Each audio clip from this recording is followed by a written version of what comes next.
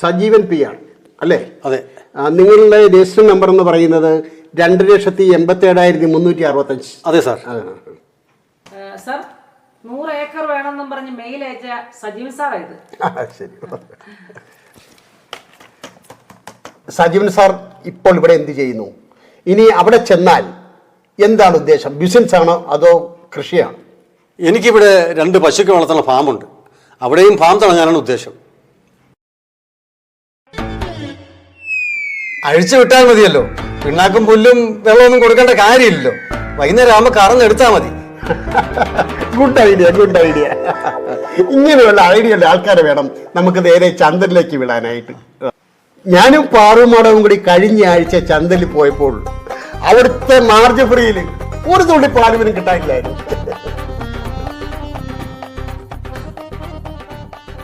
പിന്നെ പാൽപ്പൊടി വാങ്ങിയാ ചായ ഉണ്ടാക്കി കുടിച്ചത്. എൻ്റെ അമ്മോ, അവിടുത്തെ പശുക്കളെ ഒന്ന് കാണണം. ആനയുടെ മുഴുപ്പുണ്ട്. ആ പശുക്കളെ കൈകൊണ്ട് കറക്കാമെന്ന് വിചാരിക്കണ്ട. മിഷനിൽ മാത്രമേ കറക്കാൻ പറ്റൂ. 1000-2000 ലിറ്ററല്ലേ ഇങ്ങോട്ട് കറന്ന് കൂട്ടണത്. 5 പൈസയുടെ മുടക്കില്ലെന്നുള്ളതാണ് സത്യം. പാല് തന്നെ പാല്. അതാണ് അവിടുത്തെ ഫാമിന്റെ പ്രത്യേകത.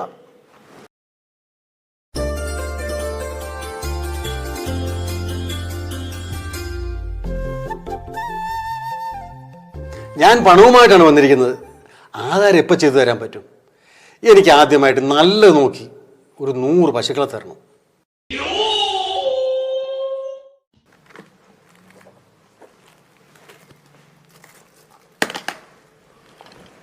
ആധാരം ചെയ്യലും പോക്കുവരത്ത് നടത്തലും ഒക്കെ ഉണ്ടല്ലോ, 1 മാസം എടുക്കും.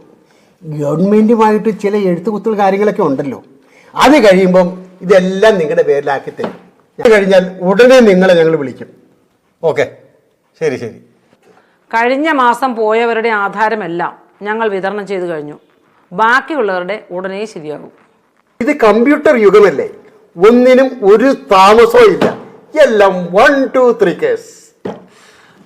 ചന്ദ്രനിൽ എവിടെയാട്ടെ എൻ്റെ സ്ഥലം? അവിടുത്തെ താമസ സൗകര്യങ്ങളൊക്കെ എങ്ങനെയാണ്? എൻ്റെ സജീവൻ സാറേ, നിങ്ങൾ എന്തോ പൊട്ടത്തരങ്ങളൊക്കെ ചോദിച്ചോണ്ടിരിക്കുന്നത്.